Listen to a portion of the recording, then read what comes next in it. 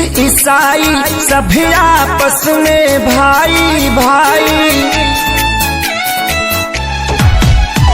हिंदू मुस्लिम सिख ईसाई सभी आपस में भाई भाई।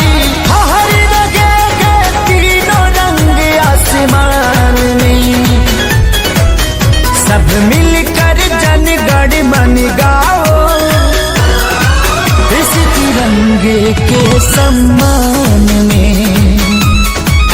सब मिलकर जनगण मन गाओ, इस तिरंगे के सम्मान में।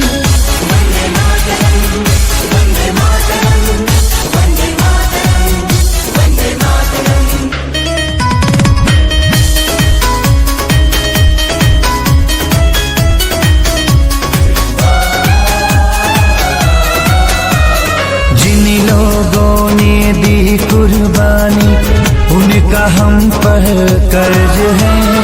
आजादी को कायम रखना हम सभी का फर्ज है।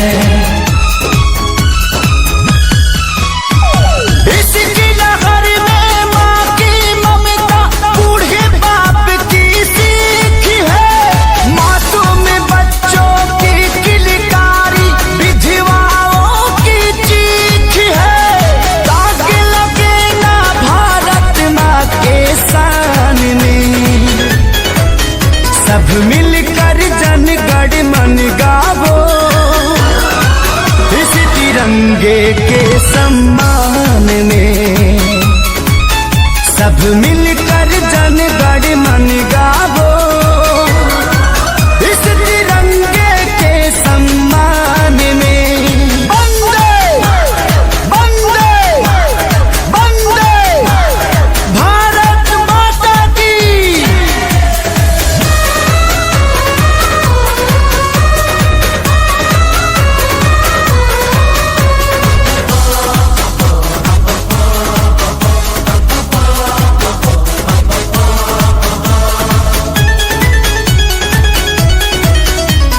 हम सब किस्मत वाले हैं जो चैन की नींद सोते हैं। उनसे पूछो जो बेटा अपना पाल पोस कर खोते हैं। गलती की जो जली मसाले, उनकी यही ललकार है।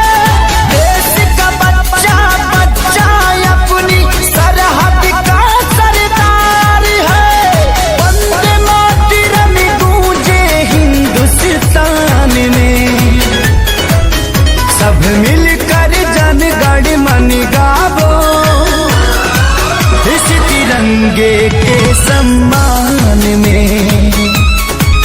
सब मिलकर जनगण मन गावो,